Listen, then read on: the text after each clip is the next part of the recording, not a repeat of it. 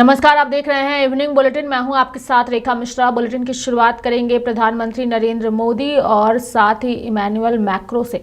दरअसल प्रधानमंत्री नरेंद्र मोदी इस वक्त फ्रांस में हैं और फ्रांस के राष्ट्रपति इमैनुअल मैक्रों ने संयुक्त रूप से मार्सिले में भारतीय वाणिज्य दूतावास का उद्घाटन किया। प्रधानमंत्री नरेंद्र मोदी और फ्रांस के राष्ट्रपति इमैनुअल मैक्रों ने संयुक्त रूप से मार्सिले में भारतीय वाणिज्य दूतावास का उद्घाटन किया।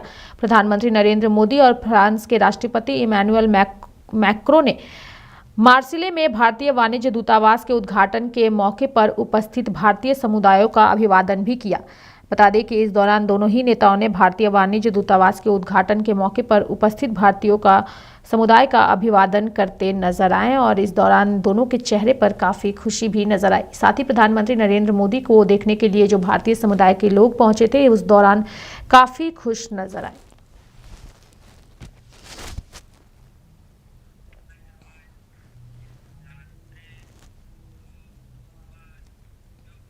बढ़ेंगे आगे और बात करेंगे सचिन पायलट की। दरअसल दिल्ली विधानसभा चुनाव में कांग्रेस पार्टी की हार को लेकर के मंथन का दौर जारी है। इस बीच कांग्रेस के नेता सचिन पायलट ने प्रेस कॉन्फ्रेंस करके कांग्रेस की हार और दिल्ली में पार्टी की मजबूती को लेकर के चर्चा की। दिल्ली में चुनाव संपन्न हुए और हमारी पार्टी का परफॉर्मेंस बहुत अच्छा नहीं रहा। कि मैं सिर्फ इतना कहना चाहता हूं कि हम लोग वहां चुनाव लड़े थे अपनी पुरानी जमीन तलाशने के लिए। आप सब जानते हैं कि दिल्ली में लगातार 3 बार हमारी सरकार रही और दशकों से वहां पार्टी का बड़ा जनाधार रहा। पिछले कुछ चुनावों में हमने जीत पाए थे, लेकिन ये हमारी पार्टी का एक अधिकार है कि हम खोई हुई अपनी जो मजबूती थी, अपनी जड़ें हैं, उसको हम मजबूत करें। उसका परिणाम ये रहा कि वहां पर जो राज्य सरकार थी उसमें तब्दीली हुई है और आम आदमी पार्टी चुनाव हार गई। लेकिन हम लोग चुनाव लड़े थे खुद की जीत के लिए। हम चुनाव लड़े थे अपनी जो पुरानी हमारी स्थिति वहाँ उसका पुनर्निर्माण करने के लिए। भविष्य में भी हमारा वोट लगभग 30% बढ़ा है पिछली बार से, तो उसमें हम और काम करेंगे और आने वाले हर चुनाव में हम सबको साथ लेकर चलेंगे। बढ़ेंगे आगे और बात करेंगे गुजरात के सूरत की, जहां एक फैक्ट्री में आग लग गई। आग लगने से अफरा तफरी का माहौल जो है वो देखने को मिला। वहीं गुजरात के सूरत के बोरसरा गांव के गुजरात औद्योगिक विकास निगम यानी कि GIDC क्षेत्र में स्थित एक फैक्ट्री में आग लग गई और बता दें कि इस दौरान अफरा तफरी का माहौल देखने को मिला। फिर अग्निशमन विभाग को इसकी जानकारी दी गई। मौके पर अग्निशमन विभाग की टीम भी पहुंची और आग पर किसी तरह से काबू पाया गया। बुझाने में टाइम लगा, क्या नुकसान है? जी, सिस्को इंडस्ट्रीज जो कंपनी है उसमें एक फायर कॉल हमको मिला था। तकरीबन 11 बजे रात को मिला था फायर कॉल। तो बारडोली की टीम रवाना हुई थी और उसके साथ सुमिलोन कामरेज और PPL मांडवी की टीम रवाना हुई थी। गाड़ी आई थी फायर की और आग बुझाने की कामगिरी चालू की थी और तकरीबन अभी तक 13 से 14 घंटा हो गया है और काबू पा लिया है। बस कूलिंग प्रक्रिया चालू है। सर, कितना नुकसान है? एक प्लांट टोटल लॉस है। अभी कितना नुकसान है वो अप्रॉक्स बता नहीं सकते अभी। कितनी गाड़ियाँ आग बुझाने की और कितनी टीम थी पूरी फायर की? तकरीबन 8 गाड़ियाँ थी, 8 से 9 गाड़ियाँ थी। बढ़ेंगे आगे और बात करेंगे रक्षा मंत्री राजनाथ सिंह की, जिन्होंने एरो इंडिया 2025 के मौके पर विभिन्न देशों के रक्षा मंत्रियों के साथ बैठक की। तस्वीरों में आपको रक्षा मंत्री राजनाथ सिंह नजर आ रहे हैं, जिन्होंने एरो इंडिया 2025 के मौके पर विभिन्न देशों के रक्षा मंत्रियों के साथ द्विपक्षीय बैठक की। बैठक में जिम्बाब्वे के रक्षा मंत्री ओप्पो मुंचुंगिरी काशिरी, यमन के रक्षा मंत्री lieutenant general Mohsen Mohammed Hussein Al Dairi, Ethiopia की रक्षा मंत्री आयशा मोहम्मद, गाम्बिया के रक्षा मंत्री सोरिंग मोडो, न्यूजी गेम्बॉन के राष्ट्रीय रक्षा मंत्री ब्रिगिट ओनकानोबे मौजूद रहे। Sir, how do you think these events like Aero India affect the country and helpful, sir? Oh, this is the third Aero India I have been attending. I attended it the first one as an Army commander and the last two as CDS. and every time I see a visible progress in the quality, the numbers, foreign participation has improved over the past few years. The number of Indian OEMs have improved. The number of MSMEs have improved. This is actually a good meeting ground between the buyers and the producers. So the armed forces are the prospective buyers, users of these platforms, and there are foreign and Indian OEMs. So we understand what are their capabilities, that is from our side, and they understand what is our requirement. So that is one. It's also a place for networking. A large number of foreign OEMs find good products being made by Indian OEMs, and they can find them as tier 2, tier 3 suppliers. So overall, it's been good. Armed forces also find a lot of products which can actually help them. So I think it's a very good platform. बढ़ेंगे आगे और बात करेंगे उत्तर प्रदेश के मुख्यमंत्री योगी आदित्यनाथ की, जिन्होंने संत रविदास जयंती के मौके पर उन्होंने श्रद्धांजलि अर्पित की और साथ ही मौजूद लोगों को संबोधित भी किया। इस अवसर पर पूरे प्रदेश वासियों को, आप सभी सज्जनों को हृदय से बधाई देता हूं। अपनी मंगल में शुभकामनाएं आप सबके प्रति व्यक्त करते हुए संत शिरोमणि रविदास जी महाराज की श्री चरणों में कोटि कोटि नमन भी करता हूं। बहनों और भाइयों, अपनी कर्म की साधना से सद्गुरु रविदास जी महाराज ने सिद्धि की पराकाष्ठा को छुआ था। उन्होंने कर्म को महत्व दिया और उसके लिए उन्होंने कहा, सर्व कई ईश्वर जान के, यानी सर्व को ही ईश्वर जान करके, जो पूजे दिन रेन, यानी जो दिन और रात उसको भजन करता है उसी को सिद्धि प्राप्त होती है, वही सफलता प्राप्त कर सकता है। और इसीलिए जब उनके मित्र एक संत ने उनसे कहा काशी में कि चलो गंगा स्नान करके आते हैं, दोनों मित्र थे, नियमित रूप से गंगा स्नान करने जाते थे, लेकिन उन्होंने आकर कहा, उन्होंने कहा कि भाई देखो, एक आना ये मेरी तरफ से मां गंगा को भेंट कर देना, मेरे पास आज जोता सीने का काम ज्यादा है, मैं इस काम को निपटाने के बाद ही जा पाऊंगा। और संत रविदास जी नहीं गए, उन्होंने अपने साथी मित्र जो संत थे उनको कहा, तुम भी जब स्नान करो तो मेरी तरफ से ये माई को भी ये काना चढ़ा देना। सहयोगी संत गए, स्नान किया, स्नान करने के बाद पूजन का कार्यक्रम बना, उन्होंने पूजा की, अपनी ओर से भेंट चढ़ाया, फिर उन्हें याद आया कि रविदास ने भी तो मुझे कुछ दिया था, उन्होंने उनका आना निकाला और जैसे ही मां गंगा को भेंट किया तब तक मां गंगा ने हाथ उठा करके उसको पकड़ा। वो बहुत शक्ति थे। उन्होंने कहा कि मैं चढ़ा रहा था तब तो नहीं, कि अपना मेरा भेंट तो नहीं मां गंगा ने स्वीकार किया, लेकिन रविदास का कैसे? तो उन्होंने वापस आकर के रविदास जी से पूछा, संत रविदास जी से पूछा, कहा ये कैसे हुआ? उन्होंने तब कहा था कि मन चंगा तो कठौती में गंगा है, यानी मन की शुद्धि आपकी आत्मिक शुद्धि का आधार है, और आत्मिक शुद्धि है तो दुनिया की सभी प्रकार की सिद्धियां आपके पास स्वतः आती हुई दिखाई देती है, और यही संत रविदास जी का है। उन्होंने आत्मिक शुद्धि पर ध्यान दिया और इसके लिए कर्म की साधना को महत्व दिया। कर्म की साधना, जिसके बारे में हमारे शास्त्र लगातार एक ही प्रेरणा देते हैं, कर्म प्रधान व्यवस्था को सदैव महत्व दिया है। श्रीमद् भगवत गीता भी इसी बात को कहती है, कर्मणे वाधिकारस्ते मां फलेषु कदाचन। कर्म प्रधान विश्व को राखा, जो जस करहि सो तसफल चाखा, जो जैसा करेगा वैसे फल प्राप्त भी करेगा, इसलिए कर्म को महत्व दो। कर्म को महत्व देकर के ही हम विकसित भारत की परिकल्पना को साकार कर सकते हैं। प्रधानमंत्री मोदी जी ने पिछले 11 वर्ष में सी कर्म साधना को महत्व देकर के भारत को आज दुनिया के अग्रणी देशों की पंक्ति में ला करके खड़ा कर दिया। आज का दिन कितना पवित्र है, महाकुंभ का स्नान प्रयागराज में हो रहा है।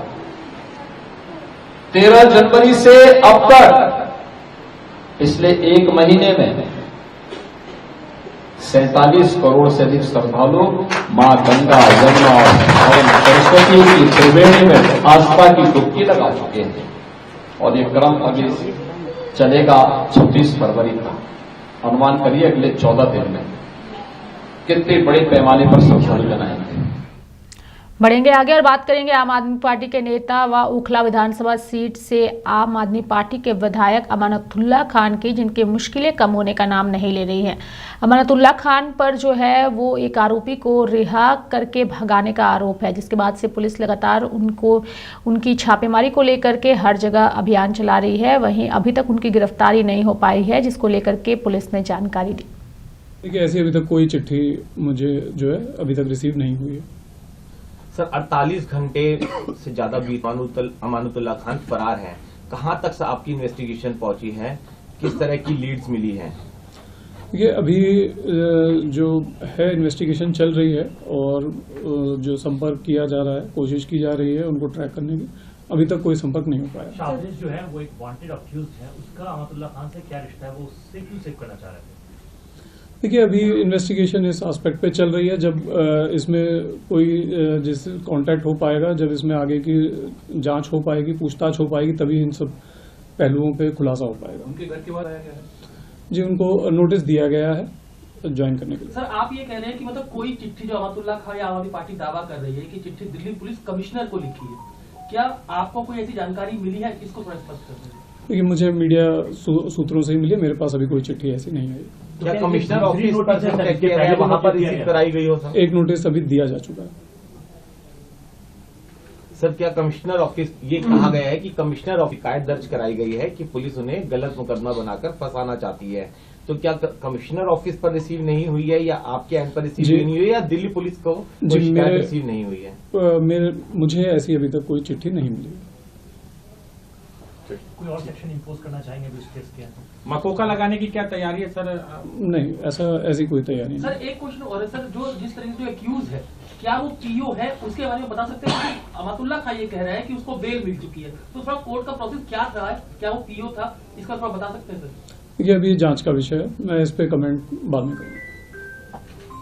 सर, वो प्रोक्लेम्ड ऑफेंडर था, तो क्या कोर्ट की, क्योंकि प्रोक्लेम्ड ऑफेंडर कोर्ट घोषित करता है, अमानतुल्लाह खान ये कह रहे हैं कि उसको उस मामले में बेल मिल गई थी, तो ये क्या कॉन्ट्राडिक्शन है? उसको थोड़ा सा क्लियर कर दीजिए कि सीक्वेंस क्या होता है। आरोपी है, उसको गिरफ्तार किया गया, बेल मिल गई, तो उसके बाद वो पीओ डिक्लेयर हुआ, वो क्या कॉन्ट्राडिक्शन? देखिए, वो जो पीओ है, प्रोसीडिंग कोर्ट ने उसको, पीओ के ऑर्डर्स थे, जो टीम आई थी, पीओ टीम थी जो पीओ को पकड़ रही थी, उनके पास प्रॉपर ऑर्डर्स थे, और अगर इस तरह का कोई ऑर्डर था भी कोर्ट की तरफ से तो उसको वेरीफाई किया जा सकता था, थाने लाके उसको प्रॉपर एक उसकी वेरिफिकेशन की जा सकती थी, दिखाया जा सकता था। इस तरह का कोई ऑर्डर दिखाया नहीं गया है, और जो है हम लोगों के पास प्रॉपर ऑर्डर थे टीम के, जब उसको हम लोगों उससे पूछताछ कर रहे थे। साबिज और अमानतुल्लाह के बीच सर क्या लिंक है, क्या संबंध है? देखिए, ये जब एक बार पूछताछ में सामने आएंगे तभी इस पे मैं कमेंट कर पाऊंगा। दिल्ली पुलिस की कितनी टीम वेस्टर्न यूपी गई है, मेरठ के आसपास या सहारनपुर के आसपास? देखिए, अभी अलग अलग टीम्स हैं, मैं उस पर कमेंट नहीं कर पाऊंगा। हमारी टीम्स लगी हुई हैं। पंजाब या हिमाचल, वहाँ पर भी कोई टीम गई?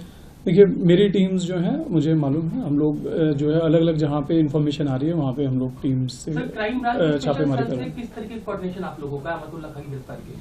देखिए, कोऑर्डिनेशन चल रहा है, बातचीत चल रही है, जो भी इन्फॉर्मेशन मिलती है साझा की जा रही है। सर, टोटल एक्यूज कितने हैं और क्या पता लगा है? टोटल एक्यूज जितने भी एक साथ ही फरार हो रहे हैं, अलग अलग ग्रुप्स में डाइवर्ट हो चुके हैं? देखिए, इसमें जो है बाय नेम 4-5 लोग हैं, बाकी लोग जो हैं वो अननोन हैं, उनको आइडेंटिफाई किया जा रहा है। और रही बात उसकी कौन कैसे ये फरार हैं, तो उस पर अभी तफ्तीश चल रही है, अभी जांच का विषय। कल अमानतुल्लाह खान नोएडा कोर्ट में पेश हुए थे, उनका तारीख था, क्या जानकारी थी? नहीं, इस तरह की कोई जानकारी नहीं। बढ़ेंगे आगे और बात करेंगे महाकुंभ की, जहां माघ पूर्णिमा के मौके पर अमृत स्नान श्रद्धालुओं ने किया और इस दौरान जो जानकारी सामने आई है 40 करोड़ से अधिक श्रद्धालुओं ने आज अमृत स्नान किया। इस दौरान पुष्प वर्षा जो है वो श्रद्धालुओं के ऊपर की गई। वहीं माघ पूर्णिमा के मौके पर ट्रैफिक और सुरक्षा को लेकर भी पुलिस की ओर से पुख्ता इंतजाम किए गए थे। आज जो है माघी पूर्णिमा का स्नान संपन्न हुआ है कुशलतापूर्वक। आज माघी पूर्णिमा का स्नान जो है वो कुशलतापूर्वक संपन्न हुआ है और एक अपने आप में बहुत बड़ा माइलस्टोन है। पिछले एक महीने से यहाँ लाखों की संख्या में कल्पवासी और करोड़ों की संख्या में, मतलब एक बहुत बड़ी संख्या है, 40 करोड़ से ज्यादा श्रद्धालु अब तक यहाँ पे आ चुके हैं। तो ये पूरी व्यवस्था जो है यहाँ पे मेलाधिकारी महोदय के द्वारा और पूरी प्रशासन की टीम के द्वारा की गई। नगर विकास विभाग इसमें नोडल विभाग रहा और लगातार हर तरह की व्यवस्थाओं का पर्यवेक्षण किया गया। मैं समझता हूँ कि एक माइलस्टोन है ये, जो अपने आप में जो बहुत बड़ा स्नान था, महास्नान था आज का। और अभी तक की सारी व्यवस्थाएं ठीक रही हैं, चाहे स्वच्छता से रिलेटेड हो, चाहे ट्रैफिक का हो, बाकी भी आगे भी चूंकि श्रद्धालुओं का लगातार आना जाना है। माननीय मुख्यमंत्री जी द्वारा ये निर्देश दिया गया है कि जैसे उम्मीद से भी ज्यादा श्रद्धालुओं का आगमन हो रहा है, तो सारी व्यवस्थाएं पूर्ववत अभी बनी रहेंगी और लगातार मेले को इसी तरीके से संचालित किया जाएगा। नगर विकास विभाग के द्वारा भी पूरी टीम और सब लोग यहाँ पे लगकर उसी तरीके से काम करेंगे। आज कहीं से कोई बहुत अच्छा रहा जी। बढ़ेंगे आगे और बात करेंगे फारूक अब्दुल्ला की। दरअसल पिछले कुछ दिनों से जम्मू कश्मीर को पूर्ण राज्य का दर्जा देने की मांग जो है वो तेज हो चुकी है और सभी के जहन में ये भी सवाल है कि आखिर जम्मू कश्मीर को पूर्ण राज्य का दर्जा कब मिलेगा। वहीं जब इसको लेकर के फारूक अब्दुल्ला से सवाल किया गया तो आप भी सुनिए उन्होंने क्या कहा। The things are as they are हमारे सामने मामला चल रहा है और ये मामला बहुत सालों से है और हम ये कहें कि साहब कल अगर सेठहुड भी बहाल हो जाता है और हमारे पास सारा आ जाता है तो क्या लोग समझते हैं कि उससे ये आतंकवाद बंद हो जाएगा? जो ढंके की चोट पे बोलते थे आतंकवाद खत्म हो गया, उनसे पूछे है या नहीं है? कल ही देखिए एक सिपाही ने शहादत दे दी, आईडी फटा, कैसे आया, कहां से आया? आसमान से तो नहीं गिरा। शायद इसलिए कुछ लोग कह रहे हैं कि अगर स्टेटहुड वापस भी आ गया, इस बात की क्या गारंटी है कि killings will be stopped? We don't know. It's a question of people's help. We need people's help to see that we get to normalcy, that we develop. High time we should have peace. अमन होना चाहिए, अमन से यहाँ कुछ बनेगा। हमारे बच्चे बेकार हैं, बच्चियां बेकार हैं। सबसे बड़ा मसला तो ये है कहां से उनको आप इन मुश्किलों से निकालेंगे। हमारे स्कूलों की हालत देखिए, हमारे अस्पतालों की हालत देखिए, ये कैसे ठीक होगा?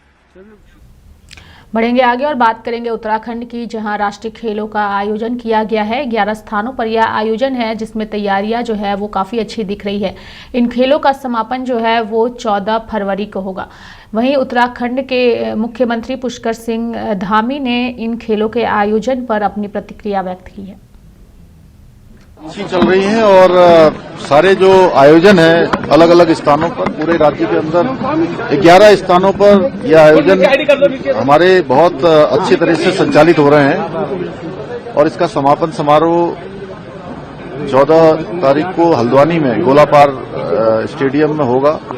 उसकी सभी तैयारियां अच्छी हो रही हैं और ये हमारे लिए बहुत अच्छा है कि पिछले वर्ष जहां हमारा स्थान राष्ट्रीय खेलों में 25वें स्थान पर था, वहीं हमारे उत्तराखंड के खिलाड़ियों ने इस बार 80 के लगभग अभी तक मेडल प्राप्त कर लिए हैं और हम 25वें स्थान से 6ठे स्थान पर आ गए हैं। तो पूरे उत्तराखंड के अंदर बहुत उत्साहपूर्ण माहौल है और जो खिलाड़ी हमारे विभिन्न प्रदेशों से आए हुए हैं वह भी जो है बहुत अच्छा अनुभव यहाँ पर कर रहे हैं। मैं लगभग कई सारे स्थानों पर गया हूँ, अच्छी प्रतियोगिताएं हर क्षेत्र में हो रही हैं और सबसे बड़ी बात है कि हमारा इंफ्रास्ट्रक्चर बहुत अच्छा बन गया है और कोई भी हमने जर्मन हैंगर या इस प्रकार की व्यवस्था नहीं की है। जो परमानेंट हमारे स्ट्रक्चर हैं उसी पर हमारे गेम हो रहे हैं, चाहे देहरादून में हमारी शूटिंग रेंज हो या हमारे राफ्टिंग की प्रतियोगिता हो, बेलोड्रम हो, साइकिलिंग की प्रतियोगिता हो या अन्य जो जितने भी गेम हैं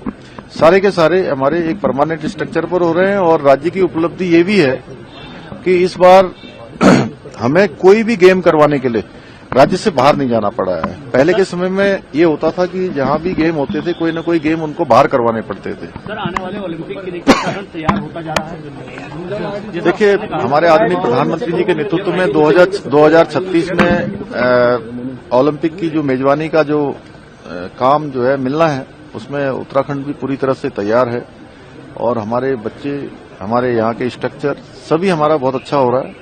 ये हमारे लिए बहुत उत्साहवर्धक है। सर, प्रधानमंत्री जी भी आ रहे हैं, किस तरीके की तैयारी है? निवेदन किया था आपने पीएम से, उसके बाद देखिए, इस वर्ष हमने शीतकालीन यात्रा का जो शुभारंभ पिछले 2024 दिसंबर से प्रारंभ किया है, वो हमारे राज्य के लिए बहुत समृद्धि का कारण आने वाले समय में बनने वाली है।